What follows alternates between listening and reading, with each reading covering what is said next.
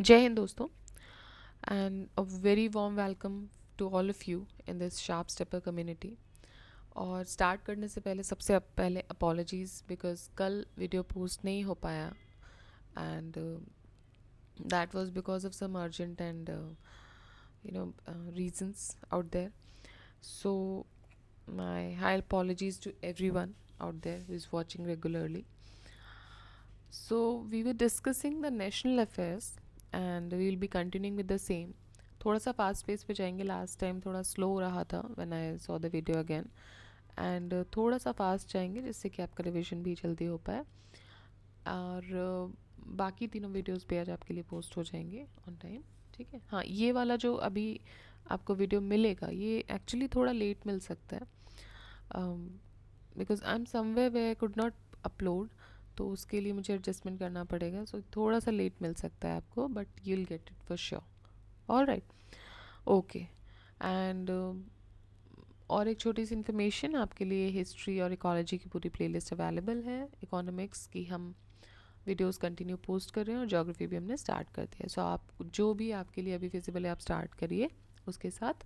और जैसे ही एक एक ओवर होंगे हम लोग और उसको मैं पर्टिकुलरली एनहेंस करेंगे. ठीक है, बढ़ाएंगे अपनी चीज़ों को. एंड आप भी please like the video when you are coming. Just watch करके आप चले जा रहे हैं. So please like the video and kindly share and subscribe as much as possible so that we could do many other things in the future. We could think of doing that because अगर ज़्यादा से ज़्यादा लोग उसका फ़ायदा उठा सकें तभी उसको करने का और उतनी मेहनत करने का मतलब है. So please try to do that. All right. Okay, so let's start with it. हमने लास्ट कर लिया था कमिटीज़ ऑफ सब कैटेगराइजेशन. अब हम देखेंगे public examination prevention of unfair means act 2024. ठीक है, public examination prevention of unfair means act 2024. आप सब लोग एग्ज़ाम दे रहे हैं और आपको ये सब आप हर दिन सुन रहे हो ये सारी चीज़ें कि कभी कहीं कोई फ्रॉड हो रहा है, कभी कोई फ्रॉड से आईएएस बन जा रहा है, आईपीएस, इवन यूपीएससी जैसी बॉडीज़ में भी ये हो रहा है. स्टेट में तो आप आए दिन सुनते हो कि आज पेपर हुआ कल कैंसिल हुआ बिकॉज वो कहीं ना कहीं लीक हो गया, कुछ हो गया. तो ये उन सब चीज़ों के लिए है public examination prevention of unfair means act 2024. So centre ने जून 24 2024 को on June 24 2024 notified the rules required to operationalize the public examination prevention of unfair means act 2024. ये क्या है? It is an anti cheating law. ठीक है, anti cheating law है which is passed by the parliament in February 2024 and this law itself came into force on June 21. तो anti cheating law है ये और जून 21 को ये पास हुआ था. जून 21 को कौन सा दिन होता है? योगा डे. सो जून 21 को ये पास हुआ था after it was notified in the official gazette. क्या है ये act? The rules notified by Ministry of Personal and Public Grievances and Pensions, they provide a framework of actions to prevent the use of unfair means in public examination, including appointing center coordinators, venue in charge and regional officers. तो जो भी exams होते हैं उसके लिए guidelines पूरी दी गई हैं इस एक्ट में कि भाई किस तरीके से अनफेयर प्रैक्टिसेस रोकी जा सकती हैं. साथ ही साथ सेंटर कोऑर्डिनेटर्स, वेन्यू इंचार्ज और रीजनल ऑफिसर्स को कैसे अपॉइंट किया जा सके.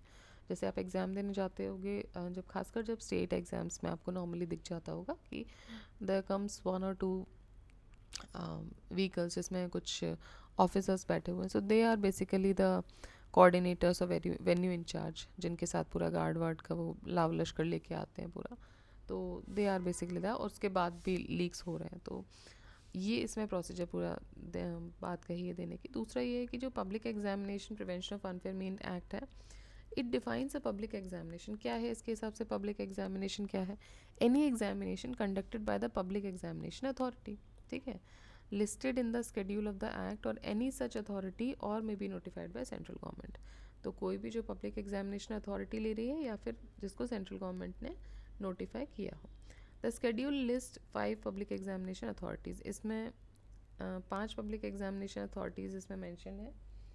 UPSC, SSC, RRB, IBPS, NTA. ठीक है, यूपीएससी, एसएससी, आरआरबी, ये इंपॉर्टेंट है आपके लिए, देख लीजिए. आईबीपीएस और NTA. So RRB is regional rural banks वाला, IBPS जो कंबाइंड बैंकिंग का होता है, NTA national testing agency. Section 3 of the act list at least 15 actions. तो जो सेक्शन 3 है एक्ट का, उसमें एटलीस्ट 15 एक्शंस बताए गए हैं that amount to using unfair means in public and for monetary और रॉन्गफुल गेन। इसमें क्या क्या है? These include the leaking and tampering of question paper also. तो 15 टोटल इन्होंने अनफेयर मीन्स बताए हैं, 15 एक्शंस बताए हैं जो उसमें आएंगे, और that includes the leaking of paper और tampering of question paper also. ठीक है, क्योंकि वो सबसे ज़्यादा आपको देखने को और सुनने को मिलता है। The Act comprises 19 sections across 6 chapters, addressing all aspects of preventing unfair means in public examination. तो इस एक्ट में 19 सेक्शंस बताए गए हैं 6 चैप्टर्स में, जो कि ये सब एड्रेस करने की बात इसमें होगी। The offences will be punishable. अब हाँ, ये इंपॉर्टेंट है आपके लिए। पहली चीज़ तो जो जो इंपॉर्टेंट है वो देख लीजिए। सेक्शन 2 के इंपॉर्टेंट है आपके लिए, इसमें क्या दिया हुआ है ये पूछ सकते हैं। ठीक है, पब्लिक एग्जामिनेशन इसमें मेंशन किया हुआ है, शेड्यूल में क्या क्या है। 5 पब्लिक एग्जामिनेशन अथॉरिटीज़ की बात इन्होंने की है जो करेंगे। और सेक्शन 3 जो है उसमें 15 एक्शंस बताए गए हैं। अब आप देखिए कि आप इसमें सज़ा क्या हो सकती है। तो अगर कोई भी पनिश किया जाता है इस ऑफेंस से, तो उसको क्या क्या सज़ा हो सकती है? इम्प्रिजनमेंट बिटवीन 3 to 5 ईयर्स, 3 से 5 साल का इम्प्रिजनमेंट हो सकता है, और 10 लाख तक का फ़ाइन हो सकता है। ठीक, 10 लाख तक का फ़ाइन हो सकता है। आराम से दे देगा उसके लिए। मुझे लगता है इतना लीक हो रहे हैं पेपर, जितना हम सुनते आ रहे हैं कि लाखों में एक एक पेपर बिक रहा है, सो 10 lakh is not a big amount if एक ऑर्गेनाइज्ड कोई ग्रुप हो तो उसके लिए। इंडिविजुअली में भी हो सकता है। ठीक है, so section 9 of the act states that all offences shall be cognizable, non bailable and non compoundable. तो सेक्शन 9 क्या बोलता है कि जितने भी एक्ट ये आपके एक्ट हैं, सॉरी जितने भी ऑफेंसेस हैं वो कॉग्निजेबल होंगे, नॉन बेलेबल होंगे और नॉन कंपाउंडेबल होंगे। तो ये आपके लिए इम्पॉर्टेंट है, ये आपके लिए इम्पॉर्टेंट है, याद रखिएगा। Cognizable, non bailable, non compoundable. ठीक है, नेक्स्ट देखते हैं। Inauguration of Nalanda university campus. Nalanda university campus कहाँ पर है? राजगीर, बिहार में है, और इसको दोबारा से रिनोवेट किया गया था। बहुत पुरानी यूनिवर्सिटी है ये, हम इसके बारे में एंशियंट इंडिया में पढ़ चुके हैं, पढ़ते हैं। तो प्राइम मिनिस्टर नरेंद्र मोदी जी ने इनाग्रेट किया नया जो कैंपस इसका बनाया गया है राजगीर, बिहार में, 19 जून 2024 को। Gupta emperor Kumar Gupta of the Gupta dynasty founded the Nalanda empire.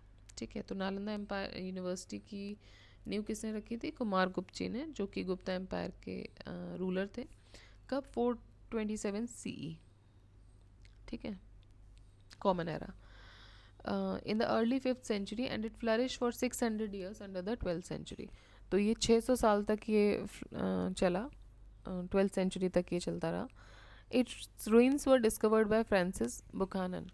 तो इसके जो अवशेष हैं, इसके जो ruins हैं, वो किसको मिलते हैं? फ्रांसिस बुखानन को। Francis Buchanan in 1812। These archaeologist, every archaeologist initially was a Britisher। I think उससे पहले किसी इंडियन को मिला ही नहीं है। या तो ये इस फिराक में रहते थे, नीचे कुछ मिल जाएगा गड़ा हुआ सोना, उसके बीच में ये सब चीज़ें मिल गई। Because anyway, so it's ruins were discovered by Francis Buchanan. तो फ्रांसिस बुखानन को इसके ruins मिले 1812 में। ठीक है, और उन्होंने and identified as the esteemed Nalanda university by Alexander Cunningham. तो उनको तो सिर्फ ये मिले थे, इसके रुइंस मिले थे। फिर अलेक्जेंडर कनिंगम ने इसको आइडेंटिफाई किया एज द नालंदा यूनिवर्सिटी। सितंबर 2014 में, इन सितंबर 2014, Nalanda university opened it's store for the first batch of students. ठीक है, तो 2014 में दोबारा से, उसके बाद 12th सेंचुरी में जब ये बंद हो गया था, उसके बाद फिर से पहली बार अपने पहला बैच स्टूडेंट्स का यहाँ से इन्होंने ओपन किया उसके लिए। And it marking a historic moment after a gap of nearly 8 centuries. तो लगभग 8 सेंचुरीज के बाद ये यूनिवर्सिटी को ओपन किया गया। मतलब फिर किसी 8 सेंचुरी के बाद किसी ने बोला होगा कि we are going to take admission in Nalanda university, और they might have completed their graduation or post graduation from this, pass out। So act was implemented and the university was officially established on November 25, 2010. 10. Alright. ठीक है, तो anyways आपको Nalanda university की history पता होनी चाहिए, कब बनी थी, किसने बनवाई थी। जो हमने देखा कि कुमारगुप्त जी ने बनवाई थी 427 CE में, और कहाँ पर है, राजगीर बिहार में है ये। और बाकी इसके बारे में देखें तो इसकी डिस्कवरी की थी फ्रांसिस बुकानन ने 1812 में, और इसको ये जो नालंदा यूनिवर्सिटी के तौर पे इसको रिकॉग्नाइज किया गया वो अलेक्जेंडर कनिंगम के द्वारा आइडेंटिफाई किया गया।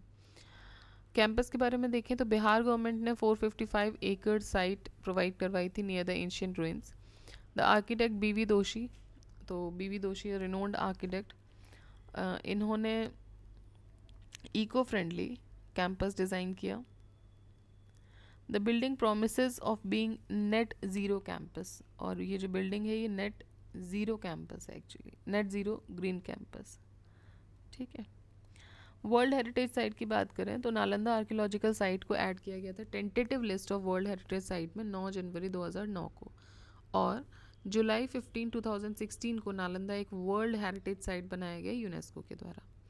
UNESCO's heritage sites related to Buddhism, so this archaeological site of Nalanda Mahavihar at Nalanda Bihar, and Buddhist monuments at Sanchi MP UNESCO. Okay, ये बता रहे हैं कि यूनेस्को की ऐसी साइट्स जो बुद्धिज़्म से रिलेटेड हैं, तो एक तो है आर्कियोलॉजिकल साइट ऑफ नालंदा, ठीक है, महाविहार जो नालंदा में है, Buddhist monuments at Sanchi, Mahabodhi temple complex at Bodhgaya Bihar, Ajanta caves Aurangabad Maharashtra, Buddhist chanting of Ladakh was included in UNESCO's representative list of humanities intangible cultural heritage। तो ये 5 जो बुद्ध की लाइफ से रिलेटेड या बुद्धिज़्म से रिलेटेड जो साइट्स हैं वो ये हैं, नालंदा महाविहार का आर्कियोलॉजिकल साइट, उसके अलावा महाबोधि टेम्पल कॉम्प्लेक्स एट बोध गया, तो ये दोनों बिहार से हो गई। फिर बुद्धिस्ट मोनूमेंट्स एट सांची, ये MP से, अजंता केव्स औरंगाबाद महाराष्ट्र से, उसके बाद एक लद्दाख से जो इंक्लूड की गई थी representative list of humanities intangible cultural heritage में 2012 में। ठीक है, नेक्स्ट लोकसभा इलेक्शंस 2024। सो जून 9th 2024 को Narendra Modi he is sworn in as the India's Prime Minister for a third term in a grand ceremony at the Presidential Palace in New Delhi. The swearing-in ceremony also witnessed the induction of 72 Council of Members, including PM, within the newly constituted Council of Ministers. There were a total of 7 women ministers. तो 9 जून 2024 को नरेंद्र मोदी जी ने एक नए prime minister के तौर पे शपथ ली, और ये उनकी third ceremony, third basically term है। जो ये स्वेरिंग इन सेरेमनी थी इसमें 72 काउंसिल ऑफ मिनिस्टर्स की भी विटनेस किया गया, एंड इसमें टोटल ऑफ 7 विमेन मिनिस्टर्स हैं। ये आपको याद रखना है कितनी विमेन मिनिस्टर हैं इसमें, बिकॉज ये डेटा कभी कभी पूछ सकते हैं कि जो अभी नया जो काउंसिल बना है उसमें विमेन मिनिस्टर्स की नंबर क्या है। So total of 7 women ministers, जिसमें से इन 7 विमेन मिनिस्टर्स में से 2 तो कैबिनेट मिनिस्टर्स हैं और 5 जो हैं वो मिनिस्टर ऑफ स्टेट हैं। ठीक है, सो ये इम्पॉर्टेंट है, टोटल 7 मिनिस्टर्स जिसमें से कि 2 कैबिनेट में हैं और 5 कहाँ हैं, minister of state. Led by Prime Minister, the new council minister include 30 other cabinet members, total 31, and 5 minister of state with independent charge and 36 minister of state। ठीक है, तो इसमें टोटल 31 लोग हो गए प्राइम मिनिस्टर जी को मिला के, उसके अलावा 5 मिनिस्टर ऑफ स्टेट हैं जिनके पास इंडिपेंडेंट चार्ज है, और 36 जो हैं वो मिनिस्टर ऑफ स्टेट हैं। तो ऐसे मिला के 72 हो गए, 72। 11 NDA ally ministers were among those who were sworn in on June 9, 2024। तो ये सब तो नहीं है, लेकिन हाँ नया जो अभी काउंसिल बन रहा है उसमें विमेन की संख्या कितनी है, परसेंटेज कितना है, इस हिसाब से पूछ सकते हैं। जून 7, 2024 को PM Modi ji confirmed the support of 293 MPs to Draupadi Murmu। This marked Narendra Modi's third term as the Prime Minister and his first time leading a coalition government। और पहली बार, ये भी important हो जाता है, पहली बार ये coalition government lead करेंगे किसके साथ, तेलुगु देशम पार्टी ऑफ आंध्र प्रदेश, ठीक है, and Janata Dal United of Bihar. तो पहली बार इनका जो कोएलिशन होगा वो किसके साथ होगा? Telugu Desam party of Andhra and Janata Dal United of Bihar, जो इनके दो मेन एलाइज हैं. PM Narendra Modi is the only second leader with to win a third consecutive term after the country's first prime minister Jawaharlal Nehru ji. तो जवाहरलाल नेहरू जी के बाद ये दूसरे ऐसे प्रधानमंत्री बन गए हैं जिन्होंने कॉन्जिक्यूटिवली लगातार एक के बाद एक तीसरे टर्म में ये आए हैं जीत कर. जवाहरलाल नेहरू इन्होंने 1952, 57 और 62 जीवन पर्यंत, मतलब जब ये देश आज़ाद हुआ उसके बाद फिर जब तक इनकी लाइफ रही, ये प्राइम मिनिस्टर बने रहे. ठीक है, एक बार ये लिस्ट देख लेते. पहले तो ये एक पॉइंट इम्पॉर्टेंट है ही, आपको याद रखना है. दूसरा, एक बार ये लिस्ट देख लेते हैं India's longest serving prime ministers. So Jawaharlal Nehru ji 1947 से लेके अब 1964 तक रहे, 16 साल रहे कंटिन्यूसली, 286 डेज. ठीक, 16 ईयर्स 286 डेज. इंदिरा गांधी ने सर्व किया है as a prime minister. 3 consecutive में नहीं किया था, इसीलिए इनका नाम नहीं है इस लिस्ट में. सो 1966 से 77 तक. देखिए 1964 में डेथ होती है जवाहरलाल नेहरू जी की. उसके बाद किसको बनाया जाता है ये आप कमेंट बॉक्स में बताएंगे. बहुत फेमस पर्सनालिटी है वो. और फिर उसके बाद इंदिरा गांधी जी बनती हैं. उसके बाद 1980 से लेके 84 तक ये रहती है, क्योंकि बीच में जब एमरजेंसी इन्होंने इम्पोज किया था और उसके बाद जो चुनाव हुए थे इसमें हार गई थी. और उसमें आते हैं मोरारजी देसाई जी. जनता दल पहली बार नॉन कांग्रेस गवर्नमेंट उस टाइम पे फॉर्म हुई थी, और उस टाइम पे 5 ईयर प्लान्स में भी चेंज हुए थे. हमने इकोनॉमिक्स का घटना चक्र में देखा था कि 5 ईयर प्लान्स भी, मतलब एनुअल प्लान्स दिए गए थे उसमें 3. तो उसके बाद फिर 1980 में फिर से चुनाव होते हैं और उसमें दोबारा से इंदिरा गांधी जी जो है चुनी जाती हैं. और उसके बाद उनका on the being on the post only उनकी हत्या कर दी जाती है. सो 84 तक ये रहती है. ऑपरेशन ब्लू स्टार उसके बाद हुआ था. ठीक है, तो ये एक एक्स्ट्रा इन्फॉर्मेशन थी. और ये रही है 15 साल 350 350 डेज. मनमोहन सिंह जी 2004 से 2014 तक रहे हैं, तो 10 साल 4 दिन इनका ये पूरा टर्म रहा है. अटल बिहारी वाजपेयी जी 1996 में रहे पहले तो. उसके बाद तब तो मात्र 13 दिन की इनकी गवर्नमेंट थी. उसके बाद ये 98 से लेके 2004 तक रहे. तो ये टोटल 6 साल रहे, 80 दिन इनका कार्यकाल था. ठीक है, 6 साल 80 दिन. नरेंद्र मोदी जी 2014 से अभी तक एट प्रेजेंट ये रहे हैं. सो अभी थर्ड टर्म चल रहा है. जब थर्ड टर्म पूरा हो जाएगा तो ऑब्वियसली 5 साल और 15 साल हो जाएंगे इनको भी. सो ये रहे हैं 10 साल 19 दिन. ठीक है, लेकिन कॉन्जिक्यूटिवली 3 टर्म्स में ये सेकेंड नंबर पे हैं. All right, so PM Narendra Modi is the only second leader in India's history to win the 3 straight terms. The first was Nehru ji. List of cabinet ministers with portfolios. Modi 3.0, Modi government 3.0. Okay, तो important जो इनके ministers हैं वो देख लेते हैं. नरेंद्र मोदी जी कहाँ से चुनाव इन्होंने जीता? वाराणसी से. और इनके पास क्या क्या पोर्टफोलियो है? प्राइम मिनिस्टर तो है ही वो, लेकिन पोर्टफोलियो क्या क्या है? पोर्टफोलियो है कि ये minister of personnel public grievances and pensions, जो अभी हमने ऊपर देखा कि जो प्रिवेंशन ऑफ ये क्या बोलेंगे इसको, एग्ज़ाम्स वाला जो है, I forgot the title, public examination prevention of unfair act, तो यही उसके मंत्री हैं. And department of atomic energy, department of space. ठीक, ये एक्स ऑफिशियो इन्हीं के पास आ जाता है. उसके अलावा नेक्स्ट हैं राजनाथ सिंह जी, जो लखनऊ से चुनाव जीता है इन्होंने, ये मिनिस्टर ऑफ डिफेंस है. अमित शाह जी जिन्होंने गांधीनगर से जीता है, ये मिनिस्टर ऑफ होम अफेयर्स है, मिनिस्टर ऑफ कॉपरेशन है.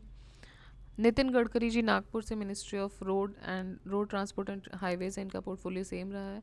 JP Nadda ji Rajya Sabha, minister of health and and minister of chemicals and fertilizers. Shivraj Singh Chouhan Vidisha से, एंड ये इससे पहले मध्य प्रदेश के चीफ मिनिस्टर रह चुके हैं for long term.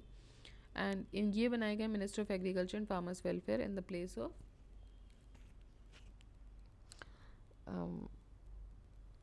Narendra Singh Tomar ji. And minister of rural development भी है. Nirmala Sitharaman ji minister of finance, minister of corporate affairs. S Jaishankar ji ministry of external affairs, ये भी राज्यसभा से। देखिए जेपी नड्डा जी, निर्मला सीतारमण, एस जयशंकर, ये सब राज्यसभा से चुने गए। मनोहर लाल खट्टर जी, मनोहर लाल खट्टर जी को मिला है ministry of housing and urban affairs. Kumaraswamy minister of heavy industries, ministry of steel. अब हम देख, पीयूष गोयल जी नॉर्थ मुंबई से लड़ते हैं चुनाव, ministry of commerce and industry. Dharmendra Pradhan ji Sambalpur education ministry. Jitan Ram Manjhi Gaya, ministry of micro small and medium enterprises. ठीक है। Ministry of panchayati raj, fisheries and animal husbandry, ये किसके पास है? राजीव रंजन जी, या फिर इनको ललन सिंह भी बोलते हैं। Ministry of port, shipping and waterways, ये मिला है सर्बानंद सोनोवाल जी को। वीरेंद्र कुमार जी को minister of social justice and empowerment मिला है। एविएशन मिनिस्ट्री जो पहले ज्योतिरादित्य सिंधिया जी के पास थी, वो अब राम मोहन नायडू जी को दी गई है। ठीक है। देखिए अब हम एक बार ये भी देख लेते हैं, इसमें फीमेल में दो कौन सी थी, एक तो हो गई है हमारी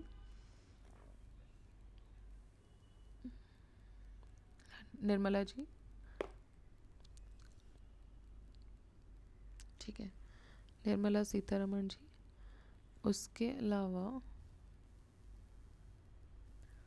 अश्विन वैष्णव मिनिस्टर ऑफ रेलवेज हैं। Jyotiraditya Scindia ministry of development of north eastern region and telecom है। अन्नपूर्णा देवी, अन्नपूर्णा देवी, ये दो जो हमने बात की थी कैबिनेट में आ रही हैं, दो फीमेल दो वुमेन। तो एक तो अन्नपूर्णा देवी जी हैं जो कि minister of women and child development है, and Kiren Rijiju minister of parliamentary affairs हैं। Hardeep Singh Puri minister of petroleum है। देन ठीक है, इतने हमारे लिए इंपॉर्टेंट थे। देखिए इंपॉर्टेंट सभी हैं कैबिनेट में, बट हाँ अभी जो रेगुलर टर्म्स में अगर पूछा जा सकता है कि कौन है, तो ये तो शायद ही पूछा जाएगा कितनी फीमेल हैं। तो दो कैबिनेट में थे, एक तो निर्मला सीतारमण जी मिनिस्ट्री ऑफ फाइनेंस, उनके पास है ही, ये सबको पता है। और अन्नपूर्णा देवी जी, ये minister of women and child development है। ठीक है। नेक्स्ट देखिए, legislative assembly elections in the states of Andhra, Arunachal, Orissa and Sikkim, ये साइमल्टेनियसली हुए थे जनरल इलेक्शन के साथ। कौन कौन से? कितने स्टेट के? 4, Andhra, Arunachal, AP, then Orissa and Sikkim. तो ये 4 साइमल्टेनियसली हुए थे जनरल इलेक्शन के साथ। और इसके अलावा बाई इलेक्शंस भी हुए थे 25 कॉन्स्टिट्यूएंसीज के लिए, 12 लेजिस्लेटिव असेंबलीज में।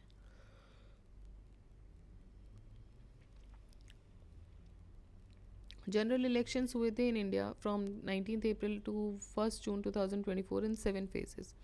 तो कब से कब तक हुए? 19 अप्रैल से 1 जून तक।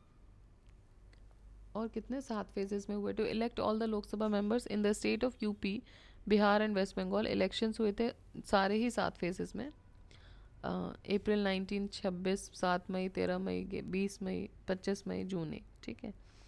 ये जो जनरल इलेक्शन है 2024 की, ये सेकेंड लॉन्गेस्ट पोलिंग एक्सरसाइज है जो 44 दिन 44 डेज तक चला। As the longest polling ever held was the first general election जो कि 4 महीने चला था। तो जो पहला जनरल इलेक्शन था वो सबसे लंबा चला था 4 महीने, और उसके बाद सेकंड ये है जो 44 डेज तक चलता है।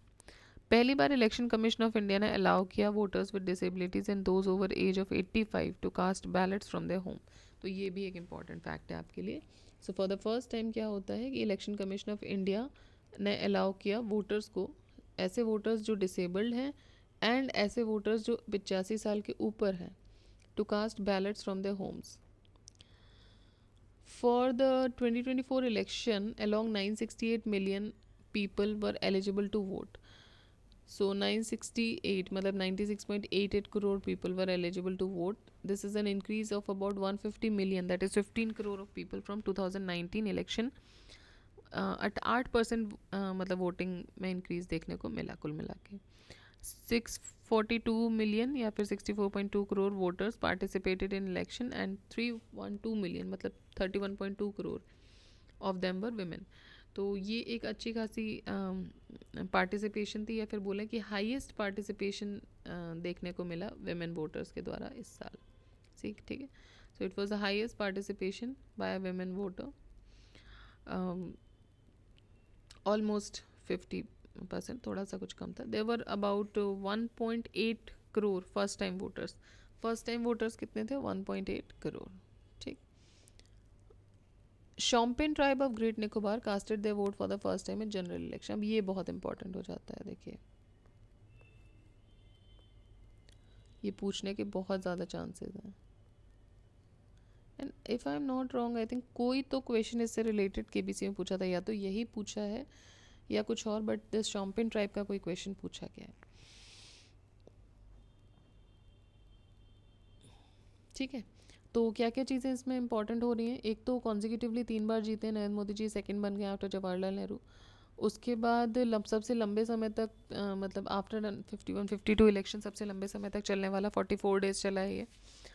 लॉन्गेस्ट पोलिंग एक्सरसाइज है, सेकेंड लॉन्गेस्ट पोलिंग एक्सरसाइज है ये। उसके बाद पहली बार इलेक्शन कमीशन ऑफ इंडिया ने अलाउ किया था for the disabled person as well as for the voters above 85 years of age to cast a vote from home. अपने घर से बैलेट पास कास्ट कर सकते हैं। और जो वोटिंग परसेंटेज है वो बड़ा है। साथ ही साथ हाईएस्ट एवर विमेन पार्टिसिपेशन देखने को मिला। और champagne tribe of Great Nicobar, ये इन्होंने पहली बार अपना वोट कास्ट किया था इन द जनरल इलेक्शन। ठीक है, वोटिंग परसेंटेज की बात करें तो इलेक्शन कमीशन ने on June 6, 2024 announced by the press note that the overall total voter turnout was 65.9। तो ओवरऑल टोटल वोटर टर्नआउट जो था वो था 65.79%। इसमें पोस्टल बैलेट्स नहीं इंक्लूडेड हैं, ये सिर्फ वो बैलेट्स हैं जो सेंटर पे जाके दिए गए हैं। According to this data, Lakshadweep recorded highest voting percentage. Lakshadweep में हाईएस्ट वोटिंग परसेंटेज रहा along with Assam. Whereas lowest voting percentage देखने को मिला बिहार में, मिजोरम में। टोटल वोटिंग परसेंटेज यूपी में जो था वो था 56.92%। देखिए ये जो लक्षद्वीप में हाईएस्ट देखने को मिला है, तो इससे ये नहीं सोचना है कि लक्षद्वीप के सारे लोग इतने जागरूक हो। लक्षद्वीप में रहते ही बहुत कम लोग हैं। मान लीजिए अगर 100 लोग रहते हैं और 100 में से 85 चले गए देने, तो 85% हो गया। ठीक है, बट ये जो स्टेट्स हैं, बिहार में जो पॉपुलेशन है आप समझ रहे हो कितनी है, तो अगर आधी से ज़्यादा भी गई है तो परसेंटेज उस हिसाब से परसेंटेज कम हो गया, but yes the people were more, number of people were more. So percentage में वोटिंग परसेंटेज टर्नआउट जो लक्षद्वीप में हुआ है वो 84.16% हुआ है। इसके बाद आसाम में हुआ 81.56, जबकि बिहार में परसेंटेज के फॉर्म में लोएस्ट देखने को मिला 56.19, देन मिजोरम 56.82 और उसके बाद उत्तर प्रदेश 56.92। इलेक्टर जेंडर रेशो 2024 में ये 948 था। More than 12 UTs states have EGR greater than 1000। 12 से ज़्यादा स्टेट्स और यूटीज़ में जो ईजीआर था, इलेक्टर जेंडर रेशो था, वो 1000 से ज़्यादा था। ठीक है, जो रेशो निकला है वो 9। इलेक्टर जेंडर रेशो आप समझ रहे हैं, मेल फीमेल वाला जो हम बात करते हैं। तो जैसे how many female over the mails, तो 1000 मेल्स। सो 1000 से ज़्यादा निकले हैं 12 स्टेट्स और यूटीज़ में। बाकी जो एवरेज रहा है वो 948 है। जैसे हम सेक्स रेशो पढ़ते हैं उसी तरीके से ये है। Some state UTs, PCs and voter turnout. Okay, so देखिए आंध्रा में, देखिए इतना करने की ज़रूरत नहीं, हम बस ये लास्ट वाला देख लेते हैं। यूपी में देख लीजिए आप, यूपी में जो मेल टर्नआउट, यूपी में फ़ीमेल वोटर ज़्यादा थे। देखिए मेल जो है 56.65 थे, फीमेल 57.24 थे, अदर्स 12.22 थे। तो टोटल जो वोटर टर्नआउट हुआ 56.92 था। ठीक है, तो यहाँ मेल से ज़्यादा फीमेल थे यूपी में। ऑल इंडिया की बात करें तो 65.80 इतना वोटिंग हुआ है, जिसमें 65.80 मेल और 65.78 फीमेल, मतलब ऑलमोस्ट बराबर, एंड 27.08 अदर्स। तो ये मिला के हुआ 65.79। ठीक है, ये ओवरऑल नेशनल लेवल पे हुआ है। इलेक्शन रिजल्ट्स की बात करें, Bharatiya Janata party emerge as the single largest party securing 240 seats. तो टोटल सीट्स आई थी 240। इस इलेक्शन में 744 पार्टीज़ ने कंटेस्ट किया था एंड 8360 कैंडिडेट्स थे। The BJP along with national democratic alliance partners collectively one 292 seats. तो एनडीए के साथ मिलके 292 सीट्स थी और स्टैंड अलोन में इनकी 240 थी out of 543, insuring a third consecutive term for the prime minister Narendra Modi. 42.8% votes हो गए थे ये मिला के। The Congress led India block, Congress led India block, जिसमें क्या क्या आता है, Indian national development inclusive alliance, back 234 seat. तो इन जो कांग्रेस लेड इंडिया ब्लॉक था उसने 234 सीटें जीती थी, जबकि इंडियन नेशनल कांग्रेस आईएनसी जो था वो अगर सिंगल बोलें तो आईएनसी के पास 99 सीटें थी। फिर 98 रह गई क्योंकि राहुल गांधी ने अपना वायनाड वाला सीट जो है वो छोड़ दिया था। तो 40.6% ऑफ वोटर्स अवेलेबल थे यहाँ पर। Notably BJP one 283 seats and 30 seats in the 2014 and 19 Lok Sabha elections. ठीक है, तो हालांकि इस बार जो बीजेपी ने जो सीट जीती हैं वो हमेशा से कम आई हैं, क्योंकि सबसे पहले बीजेपी ने जीता था 283 सीट्स और उसके बाद 303। तो ये जो डेटा है ये 2014 का है और ये 2019 का है। इस बार 240 सीटें जीती हैं, तो सबसे कम इन दोनों टर्म्स में सबसे कम सीट्स इसी साल जीती हैं, बट अलायंस के साथ मिलकर 292 उन्होंने कर लिया था। Samajwadi party became the third largest party with 37 seats. तो 37 all seats in one state Uttar Pradesh. Samajwadi party जो है वो थर्ड लार्जेस्ट पार्टी बनी और उसने 37 सीटें जीती और ये जितनी भी सीटें थी ये सब उन्होंने उत्तर प्रदेश में जीती थी। पार्टी वाइज रिजल्ट देखें तो भारतीय जनता पार्टी ने टोटल 240, इंडियन नेशनल कांग्रेस ने 99, समाजवादी पार्टी ने 36, ये इंडिविजुअली की हम बात करें 37। ठीक है, all India Trinamool Congress 29, Dravida Munnetra Kazhagam 22, Telugu Desam party 16 जिसके साथ अलायंस किया है, और जनता दल यूनाइटेड जिसके साथ भी अलायंस किया है, इन्होंने जीती 12। ठीक है,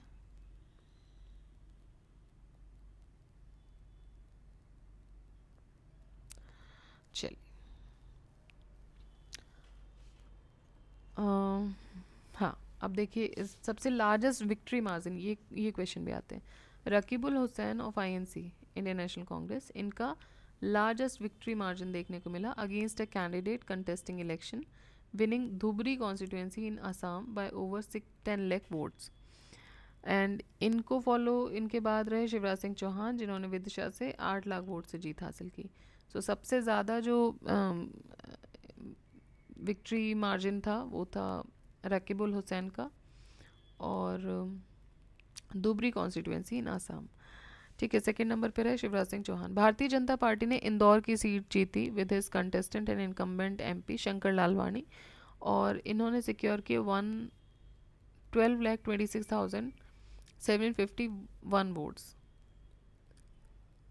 ठीक है, Lalwani won a margin of 11,75,000 from Sanjay, but on this seat Nota was at second position. All right.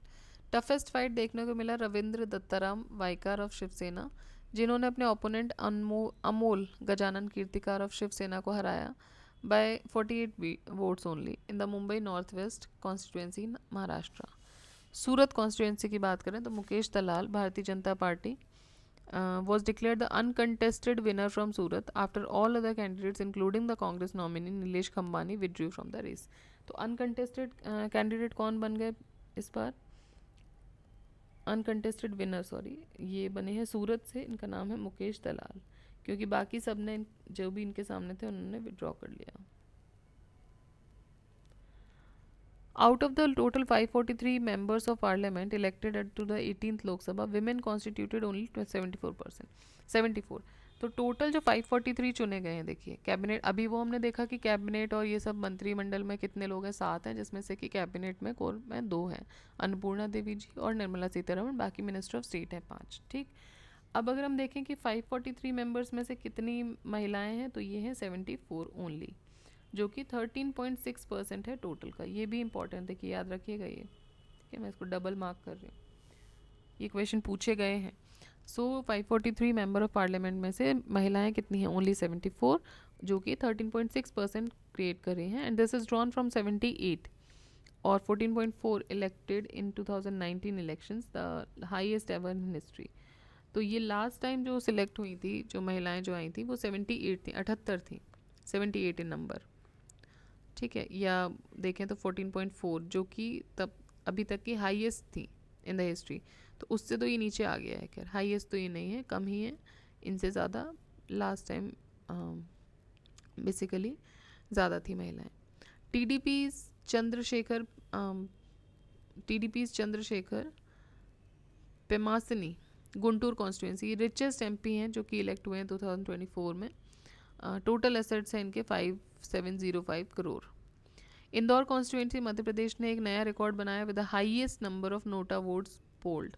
तो सबसे ज़्यादा हाईएस्ट, ये भी इंपॉर्टेंट है, highest number of NOTA votes कहाँ से आए हैं? इंदौर कॉन्स्टिट्यूंसी से. And the final result on election commission website showed. Notably, the Congress candidate from Indore, Akshay Kanti Bam, had withdrawn his name during nominations and subsequently joined the BJP.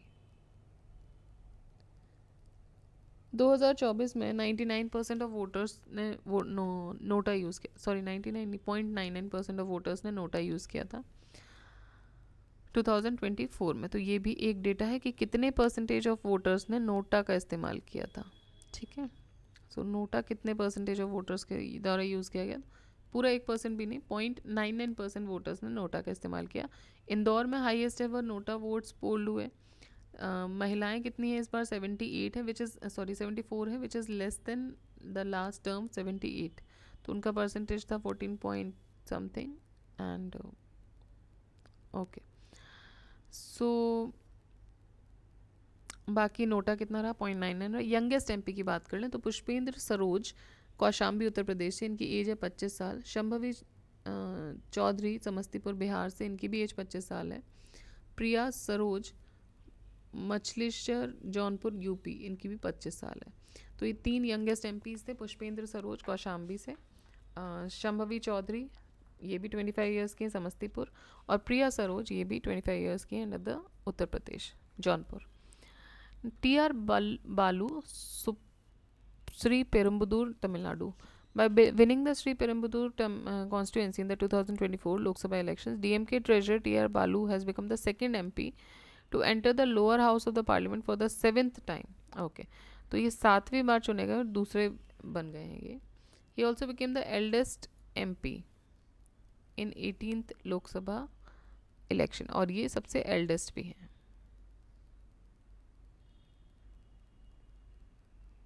ठीक है. Among the parties, the Bahujan Samaj Party topped the list with 476 of its 488 candidates. तो इन parties में से जो Bahujan Samaj party थी, इसने 476 जीते हैं of its 488 candidates. forfeiting their election deposits for नहीं आई एम सो सॉरी, मुझे लगा they won. Among the parties, Bahujan Samaj Party topped the list with 476 of its 488 candidates forfeiting their election deposits. ठीक है, क्योंकि वो 16 votes भी secure नहीं कर पाए. तो यहाँ पे 488 लोग खड़े हुए थे बहुजन समाज पार्टी से, जिसमें से 476 को अपने डिपॉजिट्स दोबारा से फॉरफिट करने पड़े because they could not even secure 1/6 of the vote share in the constituency. ठीक है, अब ये बहुत लंबा हो गया था. ये था हमारा जनरल इलेक्शन, और जनरल इलेक्शंस में से कुछ बहुत इंपॉर्टेंट पॉइंट्स है, जैसे कि मैंने आपको बताया कि एक तो ये कि ये मोदी जी का 3rd कॉन्जिक्यूटिव टर्म था, ये 2nd प्राइम मिनिस्टर बन गए आफ्टर जवाहरलाल नेहरू. और टोटल कितनी विमेन है? 7 विमेन थी, इसमें से 2 कैबिनेट मिनिस्टर थे, 5 थे इंडिपेंडेंट जो मिनिस्टर ऑफ स्टेट थे. और पहली बार इन्होंने कोalition किया है तेलुगु देशम पार्टी और जनता दल यूनाइटेड के साथ. ठीक है, और इसके अलावा अगर हम देखें, ये लिस्ट आप देख लीजिएगा एक बार मिनिस्टर्स की. इसके अलावा अगर हम देखें, हाँ, 2 विमेन कैबिनेट में से एक है निर्मला सीतारमण जी और एक है अन्नपूर्णा देवी जी. देन ये सबसे 7 फेजेस में हुआ, 1 जून से लेके 19 अप्रैल से 1 जून तक. और ये 1951 से 52 के बीच में जो सबसे लंबा टाइम था पोलिंग का. उसके बाद ये 2nd पोलिंग एक्सरसाइज थी जो 44 दिन चली. और पहली बार इलेक्शन कमीशन ऑफ इंडिया ने डिसेबल्ड और 85 ईयर से ऊपर वाले वोटर्स को बैलेट कास्ट करने के लिए बोला गया कि अपने घर से कर सकते हैं. फिर वोटिंग परसेंटेज में इंक्रीज देखने को मिला, 8%. हाईएस्ट एवर पार्टिसिपेशन देखने को मिला 5 विमेन, और 1.8 करोड़ फर्स्ट टाइम वोटर्स थे इस बार. सबसे इंपॉर्टेंट, शॉम्पेन ट्राइब जो है ग्रेट निकोबार आइलैंड्स की, उन्होंने अपना वोट कास्ट किया for the first time in the general election. Voter turnout 65.79 था. इसमें पोस्टल बैलेट्स इंक्लूडेड नहीं थे. और लक्षद्वीप में हाईएस्ट वोटिंग परसेंटेज देखने को मिला, फॉलोड बाय आसाम. लोएस्ट देखने को मिला बिहार, मिजोरम और उत्तर प्रदेश में। इलेक्टर जेंडर रेशियो जो था वो है 948। इलेक्शन रिजल्ट्स की बात करें तो 240 सीट सिक्योर की, ये अभी तक जो 3 टर्म्स हुए उनमें से सबसे कम है। एनडीए के साथ मिलकर 292 थी, हालांकि सीट्स के बारे में इतना क्वेश्चन नहीं पूछा जाना चाहिए। रकीबुल हुसैन ऑफ आईएनसी ये लार्जेस्ट विक्ट्री मार्जिन से जीते हैं, followed by Shivraj Singh Chouhan, second by Shivraj Singh Chouhan, ठीक है। और बाकी मुकेश दलाल ये अनकंटेस्टेड विनर रहे, इनके सामने जितने भी लोग खड़े थे उन्होंने अपने नामांकन वापस ले लिया। एंड 543 जो मेंबर्स हैं पार्लियामेंट के, उसमें से मात्र 74 जो हैं 74 विमेन हैं। लास्ट टाइम ये 78 थी, जो कि अभी तक का हाईएस्ट अमाउंट था। और ठीक है, देन टीडीपी चंद्रशेखर पेरस्वामी ये हो गया। इंदौर कॉन्स्टिट्यूंसी जो है इसने highest ever number of NOTA votes निकाले हैं, और 2024 में 0.99% ऑफ वोटर्स जो थे उन्होंने पोस्ट किया है नोटा। इसके अलावा 7th टाइम एमपी बने हैं तमिलनाडु से टीआर बालू सुप्रीमेंदुर, और ये सबसे ओल्डेस्ट भी हैं या एल्डेस्ट भी हैं बेसिकली। और सबसे ज़्यादा लोगों ने जो नामांकन अपना डिपॉजिट जिनको करना पड़ा वो थे समाजवादी पार्टी, 488 में से 476 लोगों को ये छोड़ना पड़ा जमानत। ठीक है, तो ये सारा हो गया आपका नेशनल न्यूज़। फिर है इसमें state news, state elections. Okay, तो हम स्टेट इलेक्शंस कंप्लीट करके ये वीडियो कंप्लीट करेंगे, बिकॉज इलेक्शंस वाला न्यूज़ बहुत हौच पौच हो रहा है। सो आप इसको रिवाइज कीजिएगा, लेकिन ये सारे पॉइंट्स जो हैं बहुत इंपॉर्टेंट है, देखिए डायरेक्टली पूछे जा सकते हैं। यंगेस्ट, देन ओल्डेस्ट हो गए आपके, सबसे एल्डेस्ट हो गए, कौन सा टर्म था, नोटा कितना हुआ, कितने विमेन हैं, ठीक है, सबसे ज़्यादा वोटर मार्जिन किसका है, कितना नोटा परसेंटेज गया, ये सब इंपॉर्टेंट पॉइंट्स हैं। आपको सब एक जगह या तो लिख लीजिए, इसी को बार बार रिवाइज करते रहिए सुन के। Next is legislative assemblies election 2024। So election commission of India ने अनाउंस किया है to conduct the election up to the legislative assemblies of Andhra, Arunachal, Odisha and Sikkim before the cessation of the terms. So Andhra Pradesh में देखेंगे तो तेलुगु देशम पार्टी नारा चंद्रबाबू नायडू ये चीफ मिनिस्टर बने, ठीक है। तो तेलुगु देशम पार्टी जिनका सपोर्ट सेंटर को भी मिला है, ये बनते हैं chief minister Nara Chandrababu Naidu. He sworn in as the chief minister of Andhra. 18th CM बन गए हैं पहली बार for the first time by governor S Abdul Pak near Gannavaram airport in Vijayawada, ठीक है। तो ये 18th सीएम बन गए for the 4th time. Actor turn politician, ये पहले एक्टर थे नारा चंद्रबाबू नायडू, और ये पॉलिटिशियन फिर बने। And Jana Seva party president Konidela Pawan Kalyan on June 19।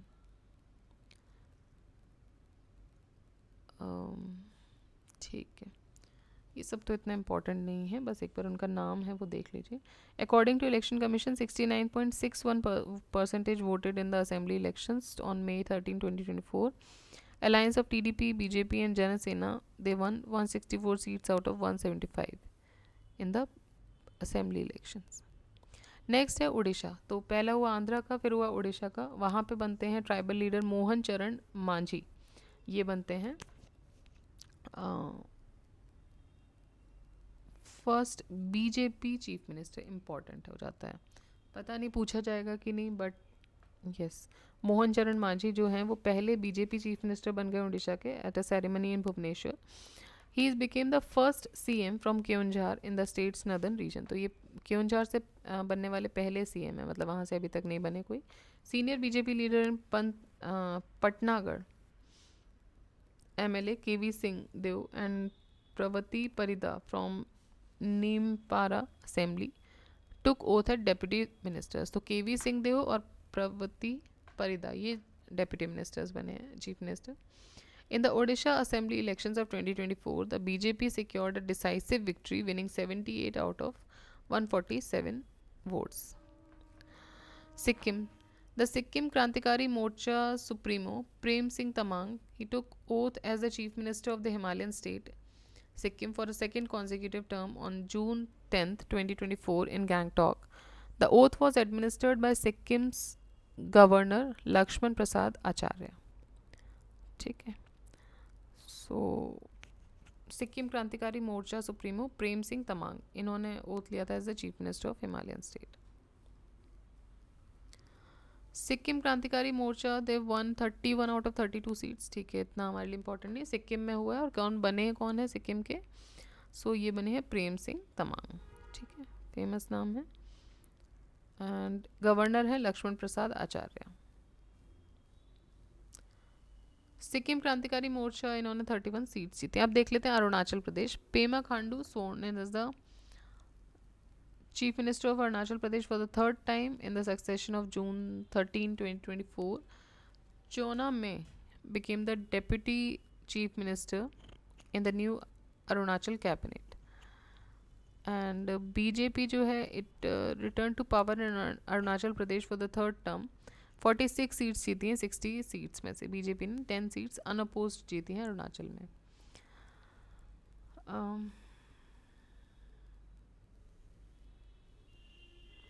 अक्टूबर 9, 2023 को इलेक्शन कमीशन ने अनाउंस किया था असेंबली इलेक्शंस, जो कि 5 जगह हुए, Chhattisgarh, MP, Rajasthan, Telangana and Mizoram. Chhattisgarh, MP, Rajasthan, Telangana, Mizoram. On different days November 7 से 30 तक ये हुए and votes were counted for 4 states on December 3, 2023। And Madhya Pradesh assembly elections देखें तो 230 सीट्स हैं यहाँ पर, और भारतीय जनता पार्टी ने 163 सीट्स जीती 230 में से। And Mohan Yadav he became the chief minister of Madhya Pradesh. Jagdish Devda और राजेंद्र शुक्ला ये डेप्यूटी चीफ मिनिस्टर्स हैं। Narendra Singh Tomar appointed as the speaker of the assembly. So जो पहले minister of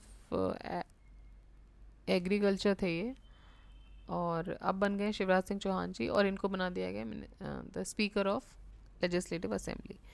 Rajasthan assembly elections में 200 सीट्स हैं वहाँ पे, और 74.62% वोटिंग वहाँ पे हुई। भारतीय जनता पार्टी वो सक्सेसफुल इन विनिंग 115 सीट्स।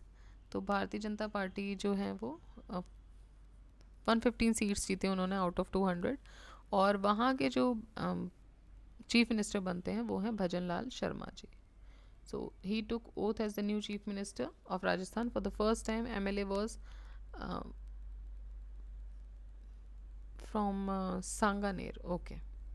और दिव्या कुमारी और प्रेमचंद बैरवा ये डेप्यूटी चीफ मिनिस्टर्स बनते हैं। तो भजन लाल शर्मा राजस्थान, मोहन यादव मध्य प्रदेश।